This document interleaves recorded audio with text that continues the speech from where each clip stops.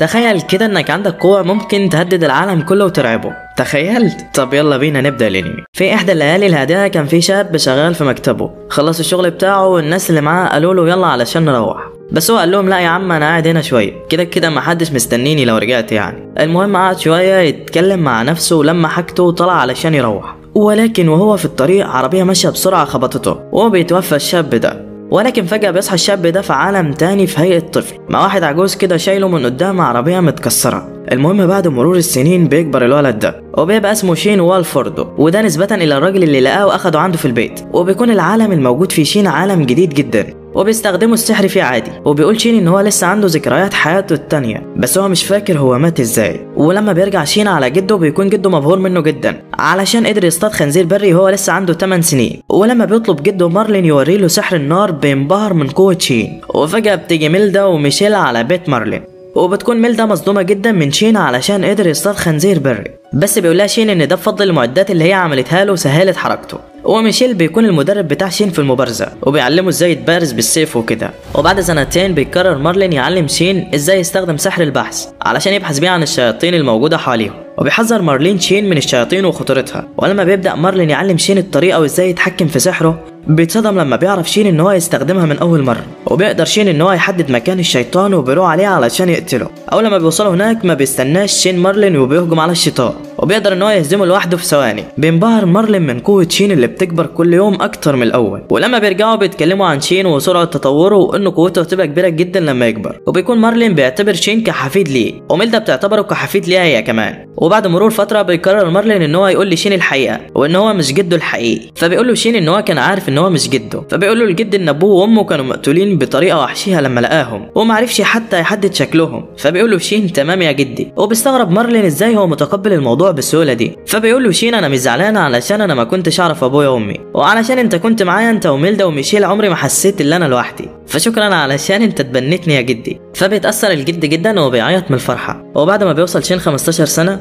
بيتجمع اصحاب مارلين في بيته علشان يحتفلوا ببلوغ شين، وبيسألوا داسيوم انت ناوي تعمل ايه في حياتك، بس لسه شين ما قررش على حاجة. وبالمناسبة داسيوم ده ملك بلد اسمها ارسلهايدو بس شين لسه ما يعرفش. المهم بعد القعدة الجميلة دي بياخدهم مارلين على مكان تدريب شين، بيوصلهم شين هناك من خلال بوابة كده زي الانتقال الآني، والكل بيتصدم منها علشان محدش لسه استخدمها قبل كده في العالم بتاعهم. انتوا لسه شفتوا حاجة؟ ده شين هيوريلكم الويل والله. المهم بيجمعهم مارلين كلهم وبيقول لشين يلا يا بطل وري لهم التعويذة. فسألوا شين قال له التعويذة. مارلين قال له ايوه التعويذة. شين بدأ يتخيل شكل التعويذة بتاعته وحجمها. الكل واقف مبهور من النار الزرقاء اللي اول مرة يشوفوها. شين ضرب بايده وبوم فجر المكان كله. الكل انبهر من قوة شين القتالية. ميلدا مسكت مارلين وقالت له انت بتعلم الواد ايه يا عجوز اللي مفيش منك منفعة. وبالمناسبة ميلدا دي مرات مارلين. المهم بيرجعوا على البيت وبيتناقش الملك داسيوم مع شين وبيقولوا انه لو الدول عرفت بقوة سحره العالم هيتقلب رأسا على عقب. شين واقف مصدوم ومش فاهم حاجة من اللي بتحصل حواليه. المهم بعد مناقشات كتيرة بيتوصل الملك ان هو لازم يروح على مدرسة سحر علشان يعرف قد ايه هو قوي والسحر بتاعه مميز. وهنا شين بيستغرب وبيسأله دولتك ازاي يا عم داسيوم انا مش فاهم حاجة. فبيعرفوا داسيوم بنفسه انه الملك الثالث لدولة ارسلهايدو.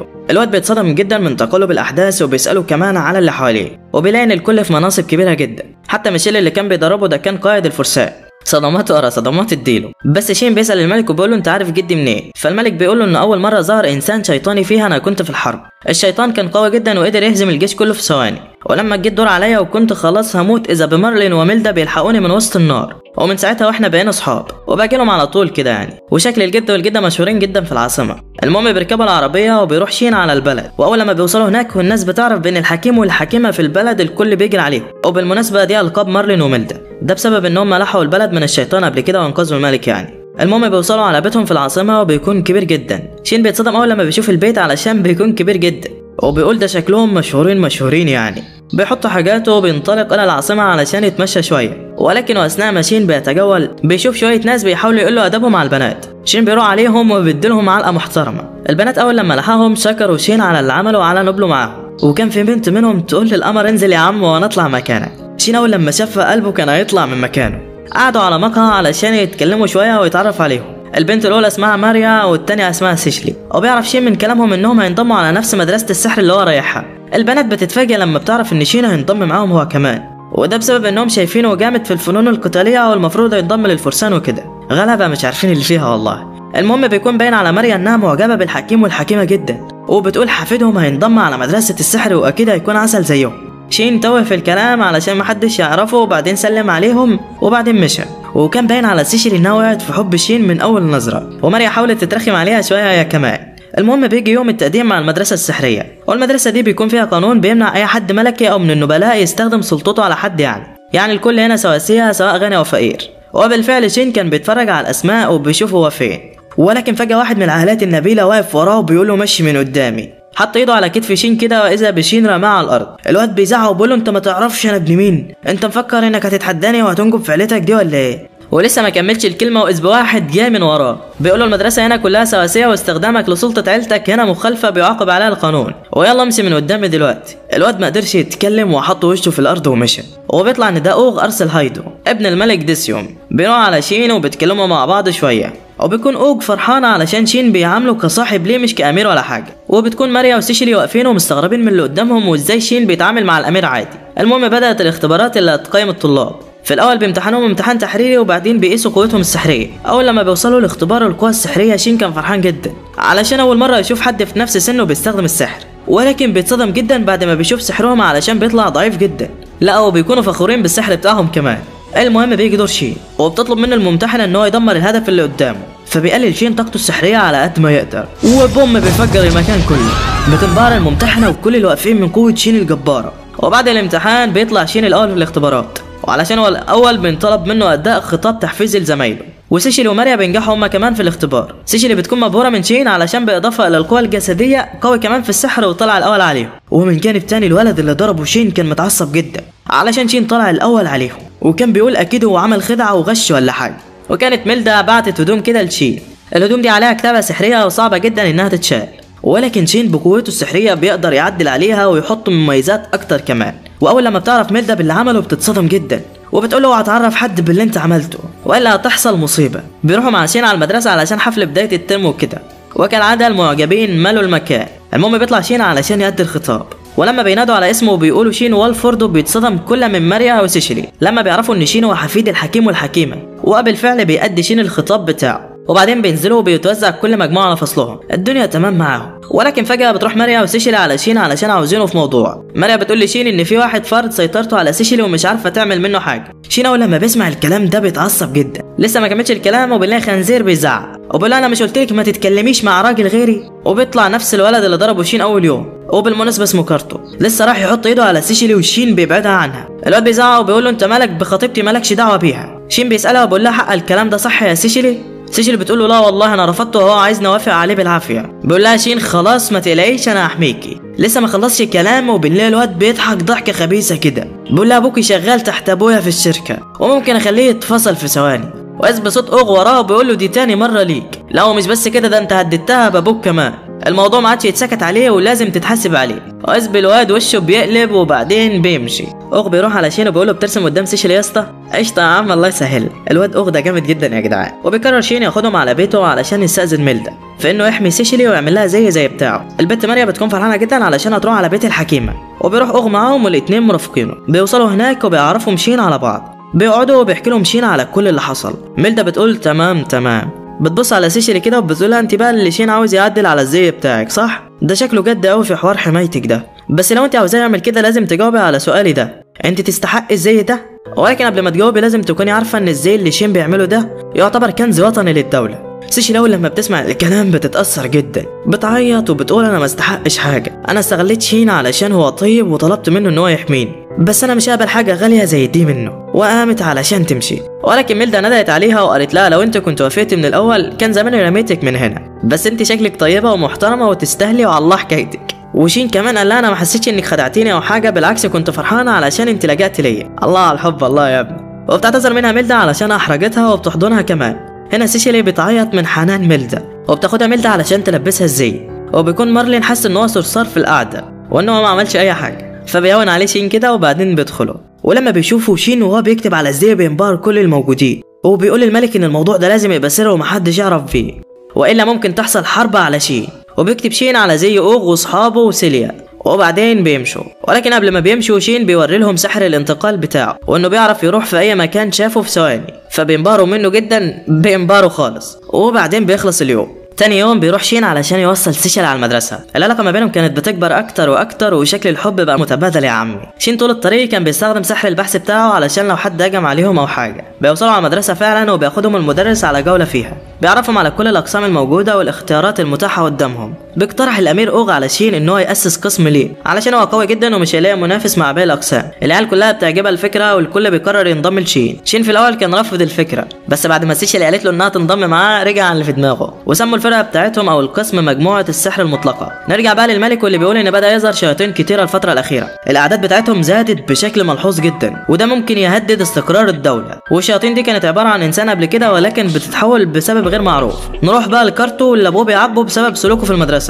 الواد بيزعق وبيقول كل ده بسبب والفردو، انا مش هرحمه ولا هسيبه. الواد عينيه بدات تقلب كده وتحس ان هو يتحول لشيطان. ابوه اول لما بيسمعه بيقول كده بيضربه بالبوكس وبيامر الخدم انهم يحبسوه في اوضته. وبعد ما شين عارف ان كارت خلاص اتعاقب اطمن شويه علشان سيشلي هتكون كويسه، وسال عن سلوك كارتو قبل كده. الكل قال عليه انه كان طبيعي وتمام لحد لما حضر مع المعلم ستروم وبدا سلوكه يتغير من يومها. وفي بيت عائله كارت ستروم بيروح علشان يشوفه. الام بتعيط له وبتقول له بالله عليك شوف ابني، انا مش عارفه هو ماله وبيعمل كده ليه. ستروم قال لها ما تلاقيش ودخل علشان يشوفه. اول لما راح عليه عمل تعويذه كده خلت عينين الواد تقلب حمراء، وبالمناسبه دي بتكون عينين الشيطان. خرج ستروم من البيت وعلى وجهه نظرات خبيثه كده. ومن جانب تاني اوك كان بيقول لشين انه خلاص كارت تعاقد وما عادش لازم عليه ان هو يجي مع سيشل المدرسه كل يوم. بس شين بيقول له كده كده بيتنا في نفس الجامعه ومفيش مشاكل لو وصلتها يعني. وسيشلي كمان قامت واكدت على كلامه، وكان الموضوع محرج جدا ليهم. وبيعرفهم شين عن سحر البحث وانه بيعرف اي نيه خبيثه قريبه منك زي الشيطان مثلا. الكل بينبهر منه لانهم مش فاهمين حاجه، فبيحكي لهم شين عن اول شيطان قتله لما كان عنده 10 سنين. العيال بتتصدم جدا من قوه شين وبيطلعوا علشان يتمشوا بره علشان يتدربوا وكده. واذا بالمفاجاه شين بيلاحظ نيه خبيثه حواليهم. كارت بيهجم عليهم وكان هيقتلهم لولا تدخل شين بالحاجز السحري بتاعه. ايد شين كلها اتحرقت من القوه السحريه بتاعته، ولكن بفعل البدله بتاعته بيتفعل الشفاء الذاتي وايده بتخف لوحدها. شين بيبص لاوغ وبيقول له خد العيال واهرب من هنا. اوغ بيقول له لا احنا هنساعدك. شين قال له انتم هتعترضوا طريق مش اكتر، خدهم واهربوا واسمع الكلام. اوغ سمع الكلام واخد العيال وهربوا، وامر الاثنين اللي معاه يبلغوا الحراس الموجودين باللي بيحصل. شين بدا يهجم على كارتو. الواد بيتاثر وبيزعق وبيقول له انا مش هسيبك غير لما تبقى جثه. شين مستغرب علشان كارتو بيقدر يتكلم مع انه تحول لشيطان. بيحاول شين يراوغ هجماته ويتحكم في سحره علشان يرجعه انسان تاني، ولكن كارتو بيتعصب وبيفعل تعويذه التدمير الذاتي وخلاص هيفجر المدرسه باللي فيها. شين في الوقت ده ما عادش في حل قدامه غير ان هو يقتله. بيهجم عليه وبيطير دماغه. بعدها بيقف شين في حاله ذهول زعلان علشان اول مره يقتل انسان في حياته. بيجي اوغ والباقي وبيكونوا مصدومين من قوة شين الجبارة وازاي قدر يحارب انسان شيطاني لوحده. وبتطمن عليه سيشلي وبتشوف علامات استياء على وشه وبس كده. وبعد هزيمة شين للشيطان وتجمع اصحابه حواليه بيوصل الحراس اخيرا. اول لما بيوصلوا بيسالوا اوغ عن الانسان الشيطاني اللي اتبلغ عنه. اوغ بيشاور عليه وبيلاقوه مقطوع راسه. الحراس بتنبهر جدا وبتقول للامير انت اللي قطعت راسه ولا ايه؟ ولكن اوغ بيقول ان شين هو اللي قتل الشيطان لوحده. الحراس بتنبهر جدا والكل بيهتف لشين، وبيتعرف بعدها ان شين هو البطل اللي قتل الشيطان لوحده. تاني يوم وهم في المدرسه بنلاقي ستروم واقف هناك بيبص كده على مكان القتال وبيقول شكل التجربه كانت شغاله اهي. ومن جانب تاني شين كان بيفكر في اللي حصل. بيسال اوغ اللي معاه في الاوضه هو الانسان بيتحول للشيطان بالسهوله دي؟ اكيد لا يعني. وبيقول انا حاسس ان في حاجه غلط في الموضوع. بيفتكر شين المعركه وازاي كارتو كان بيقدر يتكلم وعقله سليم. بيقول انا حاسس ان في واحد ورا الموضوع ده. وبيروح شين على مارلين علشان يحكي له على اللي حصل. اول لما بيوصلوا بيلاقوا الملك ديسيوم هناك، واللي هو هناك علشان يتم تكريم شين بمناسبه ان هو قضى على الشيطان لوحده. ولكن مارلين بيكون متعصب علشان مش عاوز شين ينضم للدوله علشان ما يحصلش معاه مشاكل. الملك بيبرر موقفه لمارلين وبيقول له اول مره ظهر انسان شيطاني دمر الجيش وما كانش حد قادر يعمل له حاجه، والناس كلها كانت مرعوبه. ودلوقتي الناس عرفت ان في شيطان جديد وتم هزيمته، ولازم يعرفوا مين البطل اللي عمل كده علشان الناس ترتاح. هنا بدأ مارلين يتقبل الموقف شويه شويه. الملك ديسيوم انحنى لمارلين علشان يستأذنه في اللي هيحصل، وبالفعل وافق مارلين، بس قال له لو حسيت انك ناوي تضم شين لدولتك او للجيش او اي حاجه فهاخده وهنمشي من الدوله. الملك قال له تمام ما تقلقش. واثناء ما شين كان بيتجول في العاصمه اذ بكل الناس بتبصله نظرات اعجاب علشان هو هزم الشيطان لوحده وكده. وبيكون في مجموعه من البنات بتحسد ماريا وسيشلي علشان ماشيين مع شين عادي، وواحده من الناس بتقول هي في واحده منهم خطيبته ولا ايه. اول لما سيشلي بتسمع الكلام بتتحرج ووشها بيحمر جدا، بس بيعتذر لها شين وبيقول لها انا اسف لو الناس بتضايقك. فبتقول له سيشلي ما تقلقش كله تمام وانا فرحانه اصلا. جمال يا جدعان.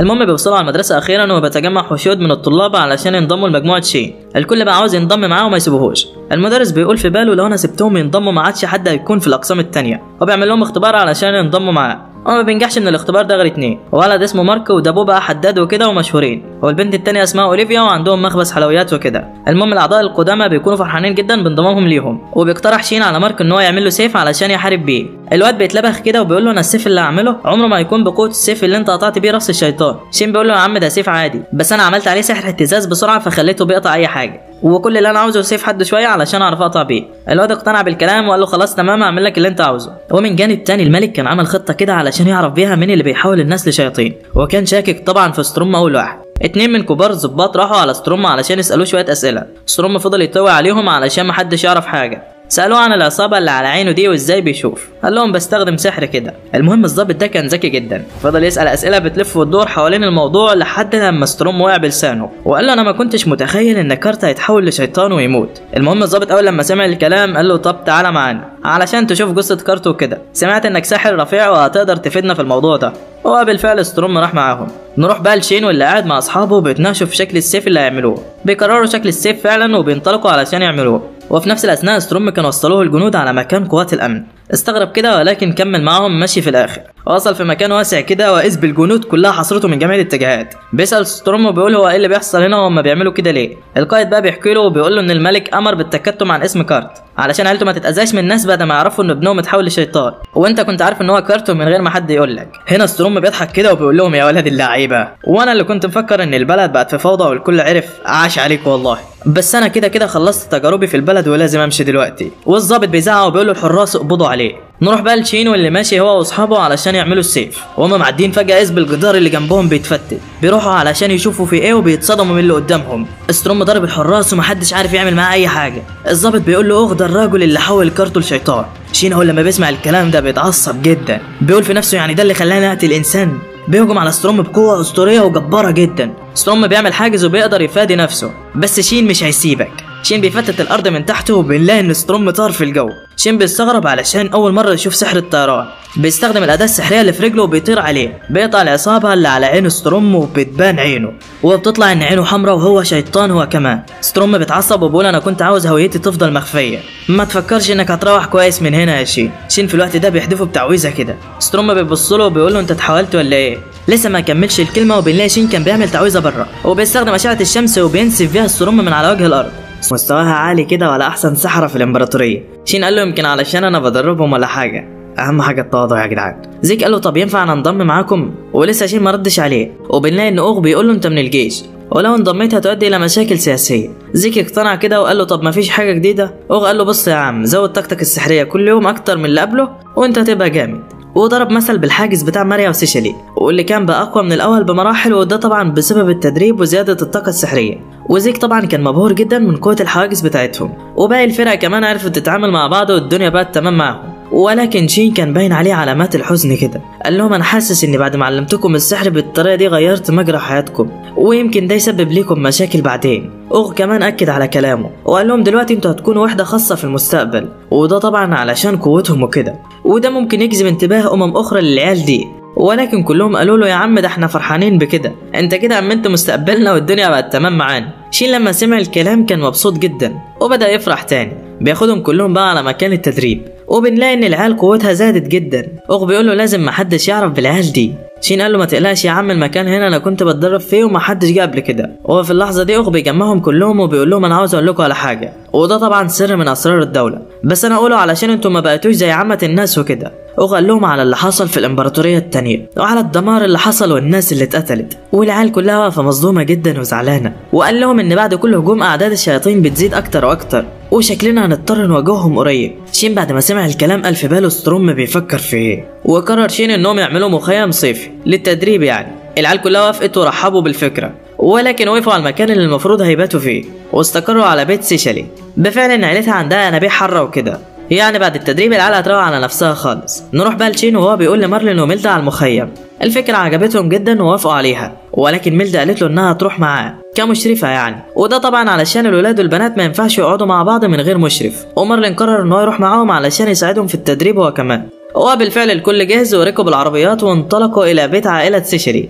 وهم في الطريق قابلوا شويه من الوحوش السحريه كده واللي بقت ضعيفه جدا بالنسبه لهم، وقدرت واحده بس من الفريق انها تتخلص منهم وفي ثواني. وشكل اثار التدريب ظهرت والقوه بتاعتهم زادت. بيوصلوا اخيرا على بيت سيشلي والكل بيرحب برجوعها للبيت والدنيا تمام معاهم. بيدخلوا كلهم على ينابيع الحرة علشان يرتاحوا. مارلين بيقول لهم شكرا ليكم علشان انتم بقيتم صحاب لشين. بيكمل كلامه وبيقول وهو صغير كان على طول لوحده وكنت فاكر انه هيفضل كده على طول، بس انا دلوقتي فرحانة علشان بقى عنده اصدقاء يتسند عليهم. العيال فرحت من الكلام جدا واوغ قال له لا يا عم، ده احنا اللي فرحانين علشان شين صاحبنا والله. اوغ قال له انا كنت على طول من العيله الملكيه وما بلاقيش حد يعاملني كواحد عادي لحد لما قابلت شين وهو عاملني كابن عمي ليه من غير ما احس اني الامير ولا حاجه. والباقي برضه قعد يشكر في شين.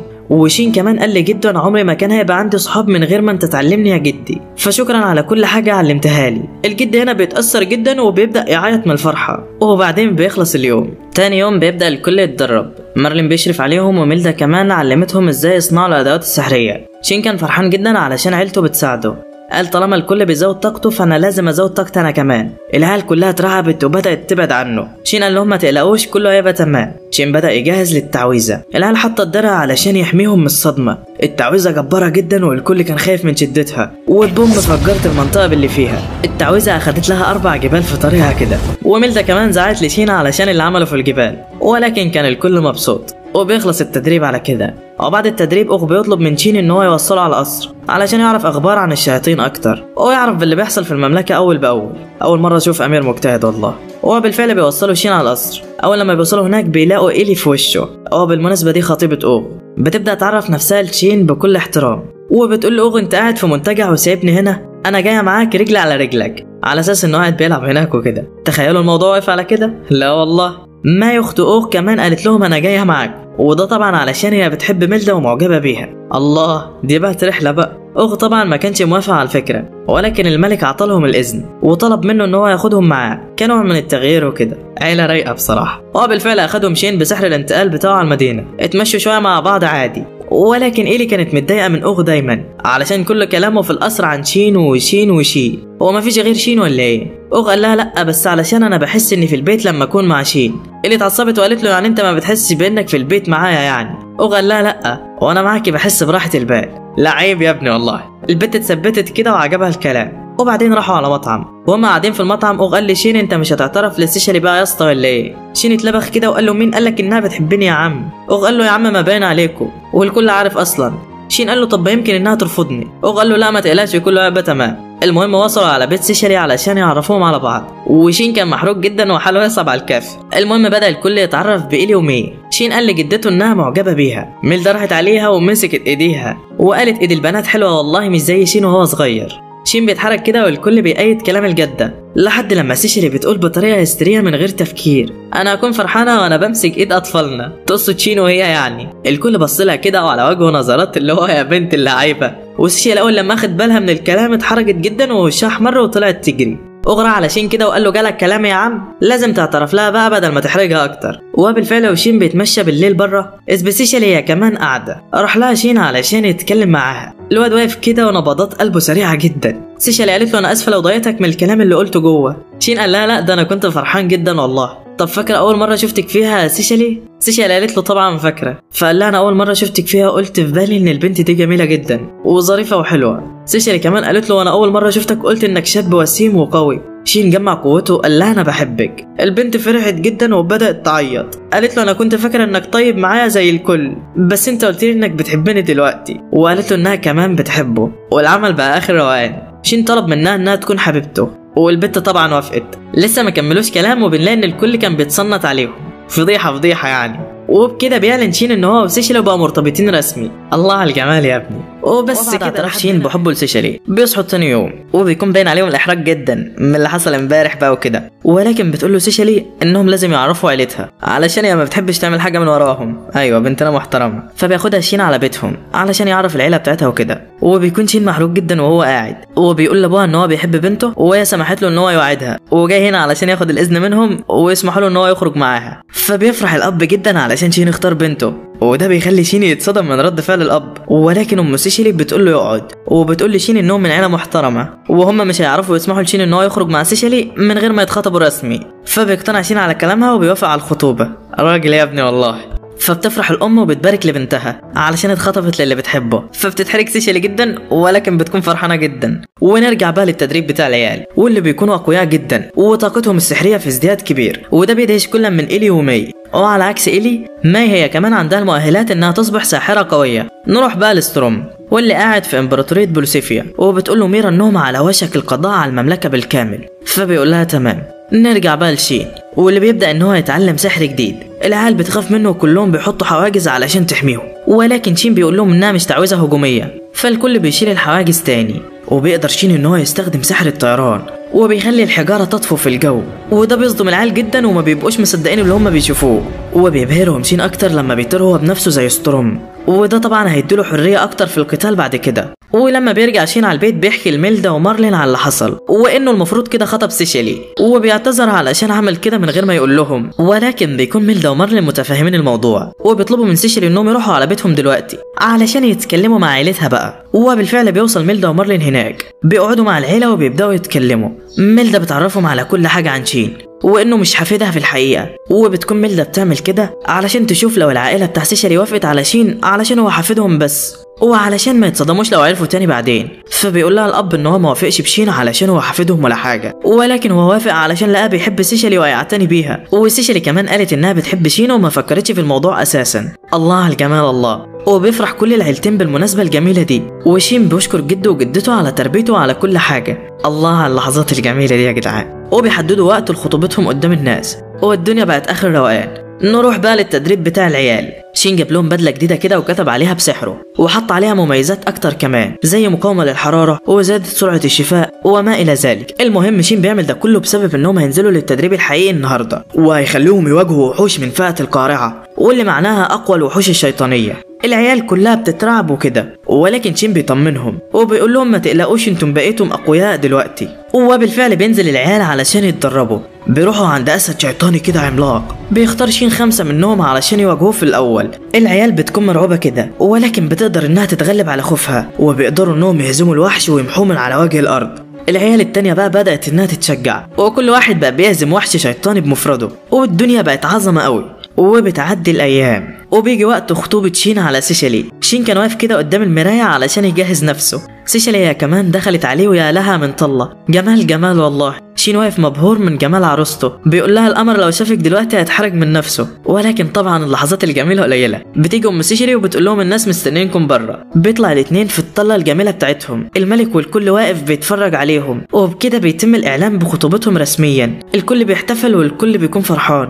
وبعدين بتخلص الحفلة، ولكن بعد الحفلة وشين مع سيشيلي لوحدهم بيفاجئها بخاتم كده وبيقول لها انا عارف اني ببوظ الترتيب، بس تقبلي تكوني زوجتي؟ فبتوافق سيشيلي وبعدين بيلبسها الخاتم، وبتكون سيشيلي مبسوطة جدا. لحظات جميلة جدا جدا والله. وبيخلص اليوم على كده. تاني يوم بقى العيال كلها بتكون طايرة في السماء، وده طبعا علشان شين ألقى عليهم تعويذة الطيران وبدأوا يتحكموا فيها بسحر الرياح، والدنيا جميلة خالص. وشين ندى عليهم بواسطة ميكروفون كده صنعوا علشان ينزلوا، وطبعا العيال كانت مبهورة من اختراعات شين. نروح بقى لستروم وأتباعه. ميرا بتقول له احنا دلوقتي يعتبر خلصنا على الإمبراطورية بأكملها، والشياطين احتلت جميع القرى من أصغرها لأكبرها، وطبعا ده زود من عادات الشياطين جدا الفترة الأخيرة. فبيروح ستروم يجمع الشياطين ويحتفل بانتصاره، وشكله ما عادش ناوي يعمل حاجة تاني، وده طبعا علشان هدفه الأساسي كان الإطاحة بمملكة بولوسيفيا. واحد من الشياطين كده بيزعق وبيقول له احنا مش هنقف على كده، لازم نفضل نقتل وننهب ونحتل العالم. ستروم قال له اعمل اللي انت عاوزه بس ما تدخلنيش معاك، وقال اللي عاوز يروح معاه يروح. وبالفعل مجموعة من الشياطين اتجهت الى البلدة المجاورة لمملكة ارسلهايدو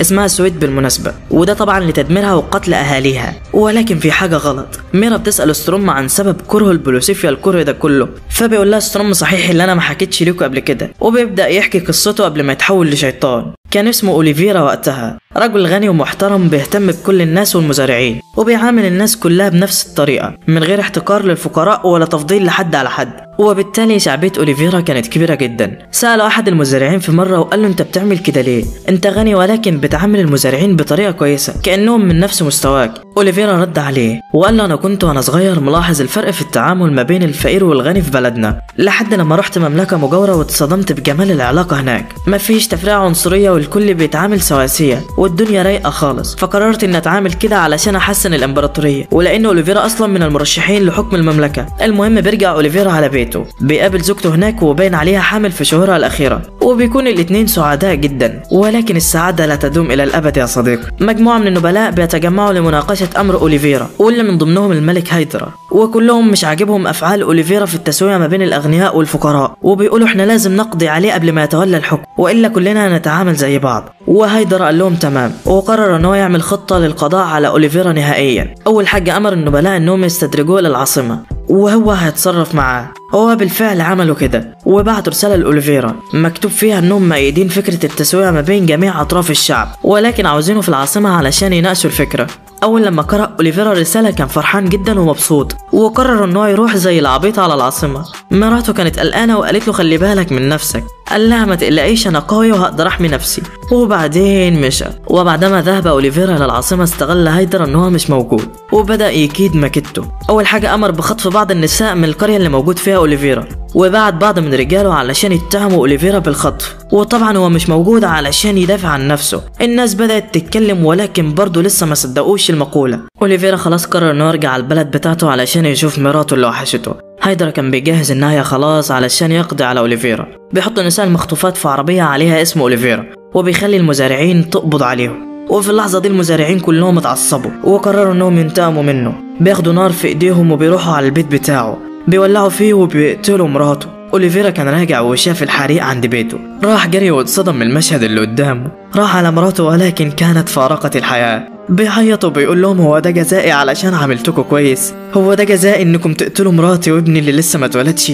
المزارعين بيقولوا له انت خطفت النساء وبعتهم كعبيد. أوليفيرا وقتها عرف ان كل ده كان مؤامرة. بيتعصم وبيقسم انه هيبيد المملكة باللي فيها. بيعمل تعويذة فيها كمية غضب مهولة، بيتحول لشيطان وبيقتل كل اهل القرية في ثواني. وبس دي كانت قصة ستروم. انا بصراحة اتأثرت جدا بيها وتعاطفت معاه. نرجع بقى لزيست، واللي ما بقاش عاجبه ان ستروم ما عادش ليه هدف في الحياة، يعني بعد ما حقق هدفه ودمر الامبراطورية ما عادش ناوي يعمل حاجة. هو بيأمر زيست واحد من اتباعه انه يروح ورا الشياطين المتجهة الى البلد اللي جنب ارسلهايدو، وده طبعا علشان شين هيبقى هناك ويدافع عنهم، وهو عاوز يقيم قوته وكده، والراجل طبعا بيوافق. نرجع بقى لامبراطورية ارسلهايدو، واللي بيتم فيها تنصيب اوغ كولي العهد في الوقت ده، وطبعا هو يستحقها وبجدارة. ولكن واثناء التتويج اذ برجل من الجيوش داخل بسرعة بيقول للملك في جيش من الشياطين ظهر في مملكة سويد. الناس كلها اترعبت وبدأ القلق يحوم في المكان كله، ولكن اوغ قدر ان هو يسيطر على الموقف كله. قال للكل ان في فرقة مخصصة لمحاربة الشياطين جاهزة، وهم طبعا خضعوا للتدريب تحت اشراف شين حفيد البطلين وهازم الشياطين كمان. وبيخلي شين يقول خطاب حماسي للناس، وبيطمنهم شين وبيقول لهم انهم هيحموا المملكة من اي غزو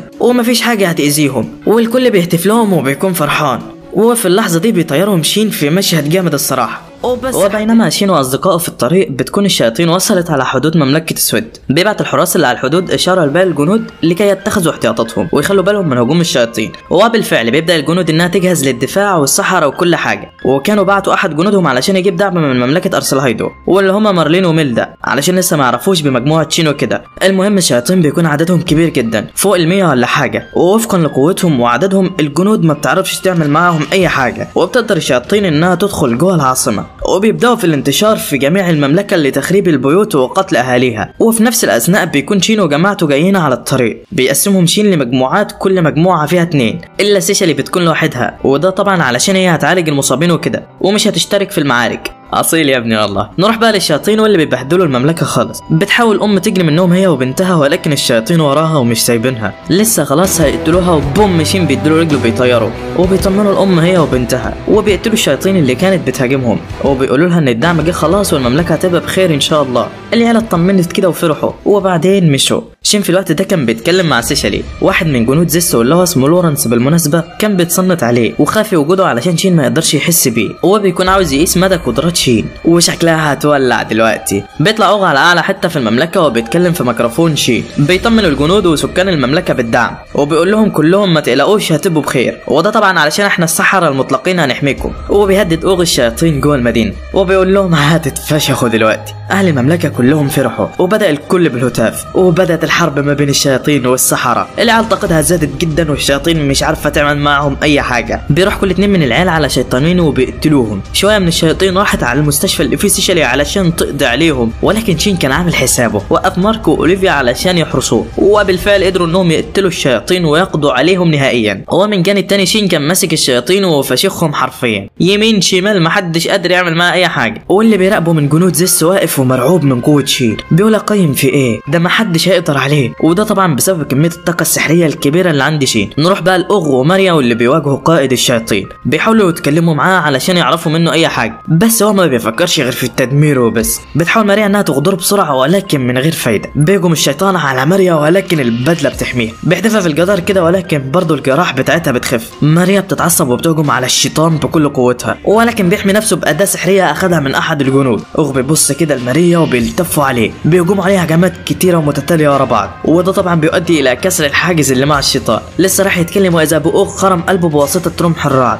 الملك في الوقت ده بدا يطمن، هو قال شكل القتال بيجيب اخره، الملك ده غلبان والله. زيست في الوقت ده كان بيراقب المعركه من بعيد، بيقول انا لازم اراجع حساباتي بعد ما شفت قوه شين الجباره، وبيقرر انه يجمع الشياطين كلها وينسحبوا، وعلشان تقدر الشياطين تنسحب بعت ميرا كدعم ليهم، وبتوصل ميرا على المملكه، بتدمر البوابه وبتولع في كل اللي قدامها، وبتقول الراجل يجيلي، وشكلها هتولع يا معلم. نروح بقى لسيشلي واللي بتعالج في المرضى دلوقتي، عالجت ناس كتيره جدا بقوتها، ولكن فجاه بتجيلها واحده بتعيط على اخرها، بتقول لها بالله عليك الحقي جوزي واعمل لك اللي انت عاوزاه. سيشلي راحت علشان تعالجه فعلا، الراجل متعور جامد وبينزف من كل حته. سيشلي القت عليه تعويذه وبتحاول انها توقف النزيف، ولكن الجرح كبير جدا وشكلها مش هتقدر. نروح بقى لشين واللي بيحس بطاقه ميرا الكبيره، ميرا ماسكه الحراس ومحدش قادر عليها، 2 من فرقه شين بيروحوا عليها علشان يواجهوها. ميرا قوية جدا وبتتفادى كل هجماتهم، واحدة من البنات بتضربها بتعويذة كده وبتفكر انها قتلتها، بس دي ميرا يا ماما بتضربهم وبتخليهم مش قادرين يعملوا اي حاجة. لورنس بيستغل الفرصة وبيعمل تعويذة، بيعرف باقي الشياطين انهم لازم ينسحبوا حالا. الشياطين بتقتنع فعلا وبتروح علشان تهرب، بس على فين يا ابني انت وهو؟ شين بيستخدم اقوى تعويذة عنده وبيبيد معظم الشياطين من المملكة كأنه ماسك ليزر كده ويديله، ولكن بينجح بعض الشياطين انهم يتحموا في الجنود ويهربوا. شين فكر يروح وراهم ولكن حس انه لازم يروح على مكان الطاقة الكبيرة، وفي نفس الأثناء ميرا كانت عاملة من العيال بطاطس، 2 كمان انضموا للقتال ولكن كله بدون فايدة، ومحدش قادر يعمل معها أي حاجة. لسه راح تخلص على واحدة منهم وإذا بصوت شين وراها بيقول لها مكاني. البنت فرحت جدا بعد ما شين وصل علشان يلحقهم. شين بص كده على أصحابه المتعورين وكان متعصب جدا. واحدة من البنات قالت له خلي بالك منها هي قوية.